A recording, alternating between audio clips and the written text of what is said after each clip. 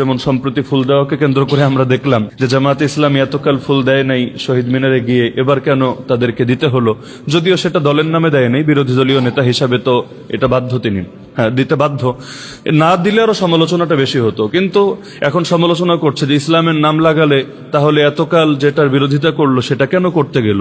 আলোচনা সমালোচনা থাকবে, কিন্তু আমি মনে করি এই সমালোচনাগুলোই আরো বেশি এগিয়ে দিবে ইনশাআল্লাহ। ওয়ালা ইয়াখাফুনা লাওমাতা লাইম, মুমিনের 6 গুণের একটা গণিত এটা। তারা কোনো নিন্দুকের নিন্দাকে পরোয়া করে না, আর নিন্দুকের নিন্দাকে পরোয়া করলে আবু তালেব ছাড়া পরিণতি আর ভিন্ন কিছু হয় না। এই যে এখন সম্প্রতি দেখলাম এক মহিলা, বা মহিলা বললে তো অনেক সময় রাগ করে, তো যাই হোক, এক মেয়ে জামায়াতের নিবন্ধন বাতিল চেয়ে সংবাদ সম্মেলন পর্যন্ত করেছে। কেন? যে জামায়াতের আমির নাকি নারী বিদ্বেষী কথা বলেছে। কি বলেছেন তিনি? আল জাজিরা এক সাক্ষাৎকারে ইংলিশে বলেছিলেন।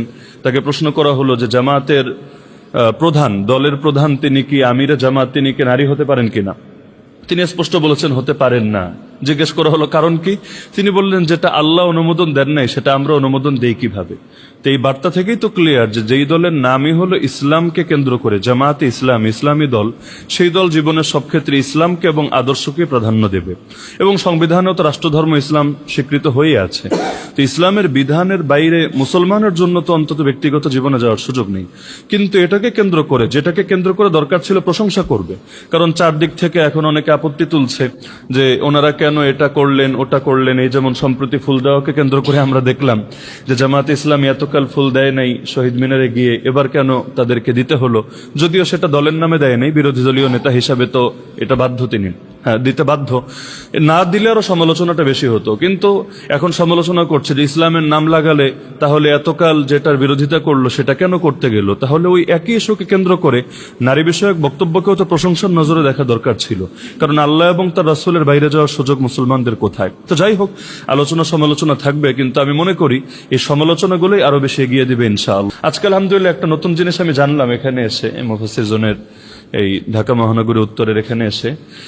এমনি ব্যক্তিগতভাবে ইকামতে দিন যে বইটা আছে নিজামী সাহেব, গোলাম আজম সাহেবের, সেখানে আমি এই পয়েন্টটা পড়েছিলাম। তিনি একাধিক জায়গায়, বইয়ের একাধিক জায়গায় ক্লিয়ার করেছেন যে মাওলানা মওদুদী সাহেবকে আমরা আকীদার ইমামও মানি না, ফিকহের ইমামও মানি না। তো যার কারণে তার কোনো লেখা নিয়ে সমালোচনা করতে হলে ব্যক্তি মওদুদী সমালোচনা করেন, এটা দলের উপর কেন চাপান যেটার সঙ্গে দল একমত না? এমনকি ইতিহাস সামনে রেখে আমি যেটা জানি যে প্রথম যখন রেজুলেশন হয় মাওলানা মওদুদীর জীবদ্দশায়, সেখানে এই পয়েন্টটা ছিল যে ওনার ফিকহি মতের সঙ্গে সংগঠনের সবাই একমত হতে বাধ্য না, ওনারটা ওনার ব্যক্তিগত আর সংগঠনেরটা সংগঠনের। এমনকি যে আজকে বিভিন্ন সময় দেখা যায় কওমি ভার্সেস জামাত একটা মুখোমুখি অবস্থান দাঁড় করানো হয়, অথচ কওমি ধারা এটা তো একটা শিক্ষাধারা এবং আদর্শিক শিক্ষাধারা, কোনো সন্দেহ নাই, কিন্তু এটা তো কোনো রাজনৈতিক দলের নাম না। মানে কওমি মাদ্রাসায় পড়লে এটা তো এমন না যে কওমি এটা একটা রাজনৈতিক দলের নাম, ওই দলের সভাপতি সেক্রেটারির অধীনে থেকেই সারা জীবন কাজ করতে হবে। এক কওমি অঙ্গনেও তো একাধিক রাজনৈতিক প্ল্যাটফর্ম আছে। তো কওমি থেকে কেউ বিএনপিতে যোগ দিলে তার কওমিত্ব যায় না, কওমি থেকে কেউ আওয়ামী লীগে যোগ দিয়ে সংসদ সদস্য হলেও তার কর্মত্ব যায় না।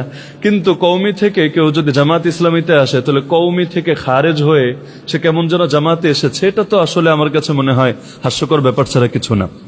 এমনকি মাঝে মাঝে স্লোগান দেওয়া হয় আপনাকে সামনে রেখে ইসমতে আম্বিয়া আদালতে সাহাবা, মানে হলো কেমন যেন আপনি ইসমতে আম্বিয়া মানেন না, আদালতে সাহাবা মানেন না, অথচ কে মানে না? এখানে যারা আছে বা পুরো বাংলাদেশে যারা আছে, কে মানে না? প্রত্যেকেই তো মানতে বাধ্য।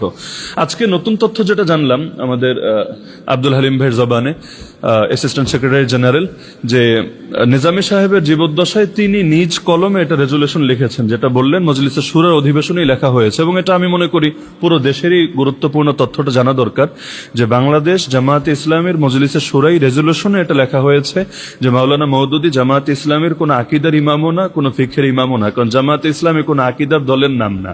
শিয়া, মুতাজিলা, তারপর হাসাউইয়া, কাররামিয়া, মুজাসসিমা, মুশাব্বিহা, মুআত্তিলা, আহলে সুন্নাত ওয়াল জামাত, এগুলো হলো আকীদার দলের নাম।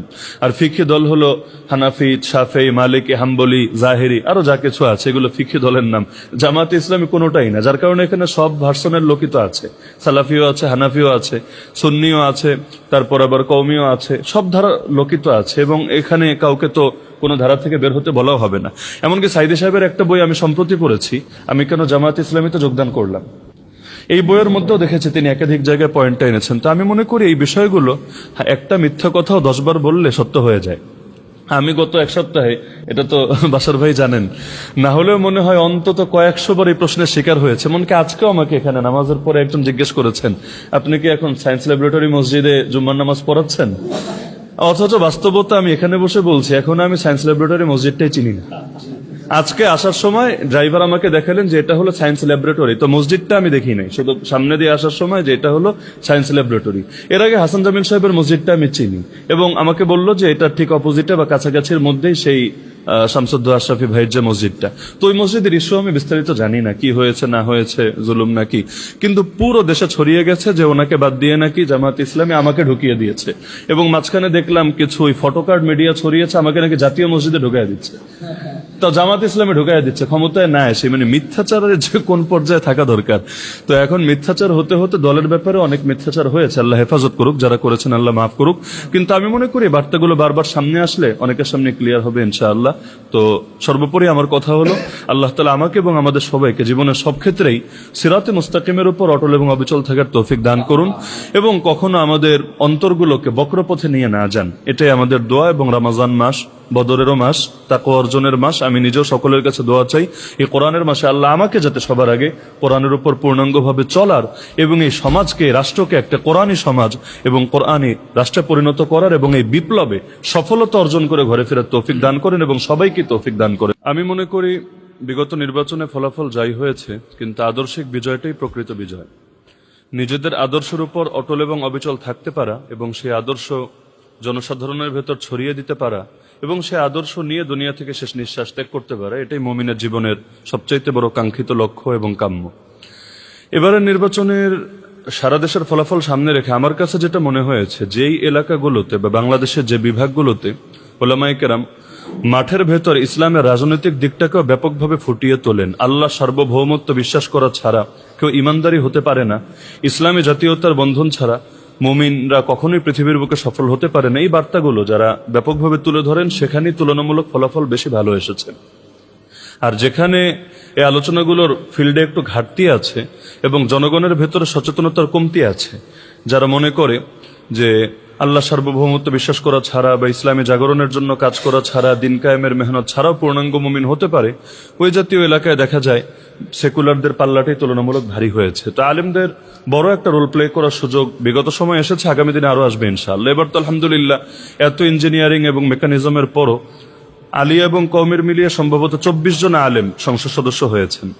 এবং গতকাল আমার ভালো লেগেছে একটা দৃশ্য, যে বাংলাদেশে অনেক মসজিদেই এই আলেমরা যারা নির্বাচিত সংসদ সদস্য জুম্মার নামাজে তারা ইমামতি করেছেন, খুতবা দিয়েছেন। এটা ইনশাআল্লাহ ব্যাপক একটা দাওয়াতি কাজ হবে, কারণ এদেশের জনগণও এই স্বপ্ন দেখে রাষ্ট্রপ্রধান হবেন যিনি, জাতীয় ইমাম হবেন তিনি ইনশাআল্লাহ।